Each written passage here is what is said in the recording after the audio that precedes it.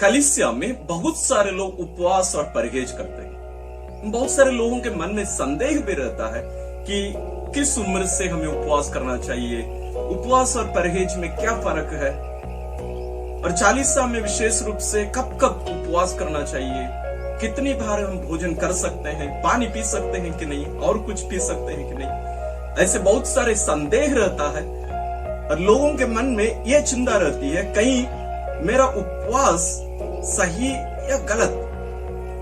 आज के इस वीडियो में हम इन सभी जो संदेह है, प्रश्न है, इन सब का जवाब देने की कोशिश करेंगे। सबसे पहले इस बात को हमें ध्यान में रखने की जरूरत है, उपवास अपने आप में कुछ भी नहीं, वो कोई अच्छा नहीं करता है। केवल हमारे शरीर को स्वस्थ रखने में, चंगा रखने में वो जरूर मदद करता है। उपवास सप्ताह में एक बार करने से हमारा शरीर अच्छा रहता है, ये लोगों का अनुभव है, शिक्षा है। यदि हम उपवास को ईश्वर के साथ हमारे संबंध को गहरा करने और दूसरों के साथ हमारे संबंध को बेहतर करने के लिए ये उपयोगी नहीं होता है या मदद नहीं करता है, तो उपवास अच्छा नहीं है। क्योंकि हो सकता है मेरे मन में लगे कि मैं उपवास करता हूं तो मैं अच्छा व्यक्ति, हम बलून जैसे फूलते जाएंगे घमंड से कि मैं धर्मी बनते जा रहा हूं क्योंकि मैं उपवास करता हूं। नहीं, तो इस बात को, इस कंडीशन को हमेशा ध्यान में रखिए। भले चालीसा में हो, अन्य कोई भी समय में आप उपवास या परहेज करने की कोशिश कर रहे हैं या कर रहे हैं, आप इस बात को हमेशा ध्यान में रखिए कि उपवास मुझे ईश्वर के नजदीक ले जा रहा है या नहीं, उसी प्रकार मेरा दूसरों के साथ संबंध को ये बेहतर कर रहा है या नहीं। यदि इन दोनों कंडीशन को, केवल एक नहीं, दोनों कंडीशन को ये पूर्ति नहीं करता है, उपवास मददगार नहीं, हानिकारक हो सकता है। अभी हम पहले प्रश्न का जवाब देने की कोशिश करेंगे, वो है उपवास और परहेज में क्या अंतर है? क्या दोनों एक है? नहीं, उपवास और परहेज में बहुत अंतर है। उपवास का अर्थ है भोजन नहीं करना, परहेज का अर्थ है भोजन करना लेकिन कुछ चीजों को त्यागना।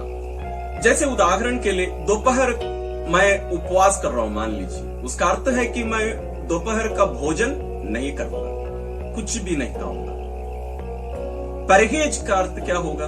मैं दोपहर का भोजन कर रहा हूं लेकिन उसमें मैं कुछ मांस, मछली या मेरी कुछ पसंदीदा कोई सब्जी, मैं उसको नहीं खा रहा। मान लीजिए मुझे रोटी खाना पसंद है और मैं हर दिन दोपहर को या रात को मैं रोटी खाता हूं, तो मैं परहेज करने का अर्थ क्या होगा? मैं रोटी के बदले में चावल खाऊंगा, भात खाऊंगा मैं। ये परहेज है, समझ गए आप? अब हम जाते हैं उम्र। उपवास करने का उम्र क्या है, परहेज करने की उम्र सीमा क्या है? ध्यान से सुनिएगा। उपवास का उम्र सीमा है 18 साल। यदि आपकी उम्र 18 हो गई है तो आपको उपवास करना है। कितने उम्र तक? 59, यानी 59 तक। 60 साल के आप हो गए हैं तो आपको उपवास करना, जो बाध्य है, जो नियम है, उसके अंदर आप नहीं आएंगे। तो 18 साल से लेकर 59 साल तक, 59 उम्र तक के लोगों को उपवास करना चाहिए। अब हम आते हैं परहेज की उम्र सीमा क्या है। 14 साल से लेकर 59 साल तक उम्र ध्यान में रखिएगा। परहेज के लिए 14 साल है शुरू करने का उम्र, उसी प्रकार उपवास चालू करने की उम्र 18 है।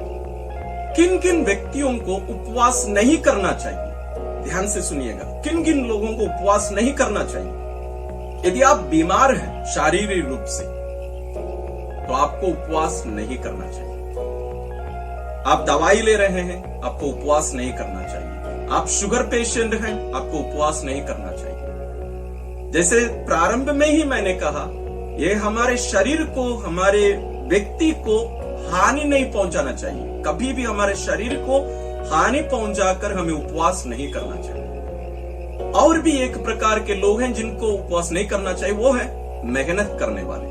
जैसे मान लीजिए आप मेहनत करते हैं खेत में और अन्य जगह पर, और आप दोपहर को उपवास करने की कोशिश कर रहे हैं, बिल्कुल मत करिएगा। हमें हमारी जिम्मेदारियों को निभाने में यदि हमारा उपवास बाधा डालता है तो आप उपवास मत करिए। कलीसिया नियमानुसार किन किन दिनों में हमें उपवास करना चाहिए? कलीसिया नियमानुसार साल में केवल 2 दिन है, वो है राख बुध और पुण्य शुक्रवार, गुड फ्राइडे के दिन। इन 2 दिनों में हमें उपवास करना चाहिए।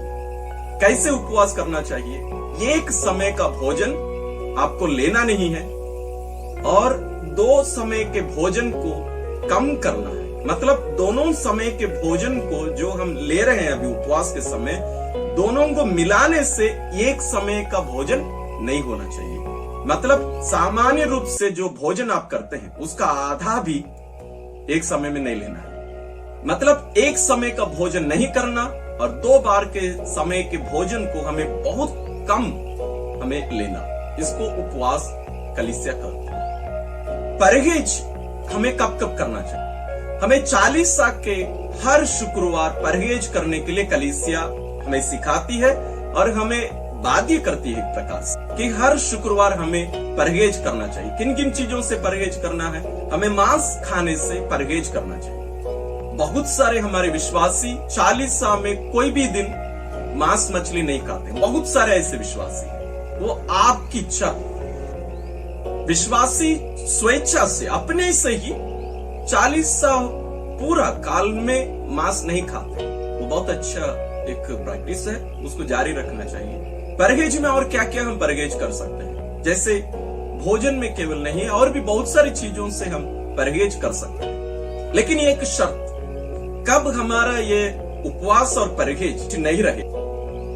शुरू में ही मैं 2 कंडीशन बताया जिनके अंतर्गत हमें उपवास करना चाहिए। यानी हमारा उपवास ईश्वर के नजदीक हमें ले जाना चाहिए, उसी प्रकार दूसरों के नजदीक भी ले जाना चाहिए।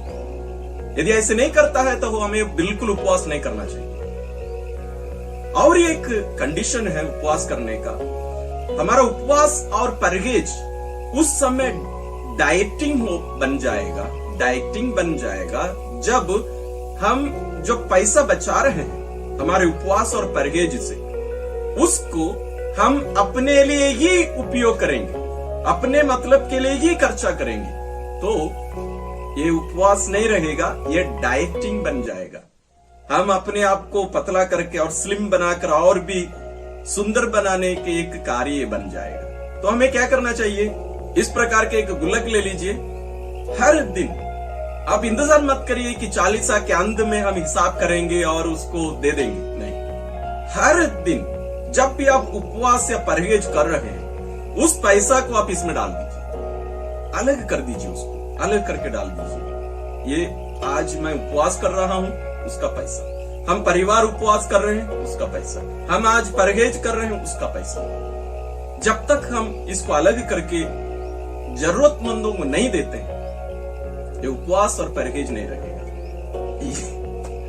इसका मतलब ये नहीं है मैं कर्जदार हूं, किसी से, कोई गरीब व्यक्ति से मैं पैसा लिया हूं, मैं उसका पैसा लौटा दिया इस नाम से, नहीं, ऐसा मत करिएगा। तो इससे कलीसिया क्या करती है?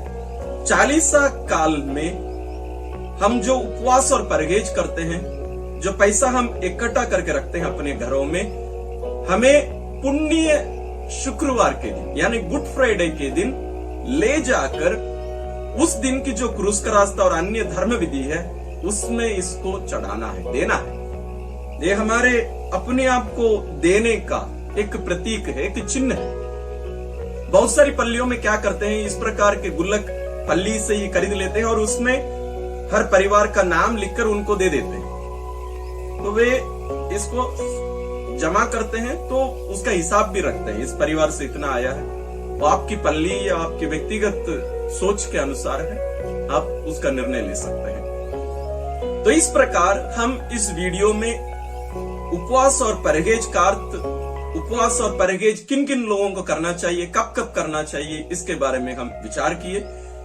इसी नियम को हम अन्य समय में भी, कभी भी आपको उपवास और परहेज करने का मन करता है, आप इसका पालन कर सकते हैं। इनके साथ साथ हमें ध्यान में रखना चाहिए, हम ज्यादा से ज्यादा समय ईश्वर के साथ बिताएं, अन्यथा ये सब हानिकारक हो जाएगा। जैसे मैंने कहा, ये हमें घमंडी बनाते जाएगा और हमें बेहतर करने से या बनाने के बदले ये हमारे जीवन में नुकसानदायक या हानिकारक बन सकता है। इसमें से बचने की कोशिश करिए। इस जानकारी को, शिक्षा को स्वयं भी सीखिए, दूसरों को भी सिखाइए। आने वाले दिनों में हम और सीखेंगे उपवास से संबंधित और भी बहुत अच्छी अच्छी बातें। ईश्वर आप सबों को विशेष आशीष और अनुग्रह प्रदान करे। जय श्री।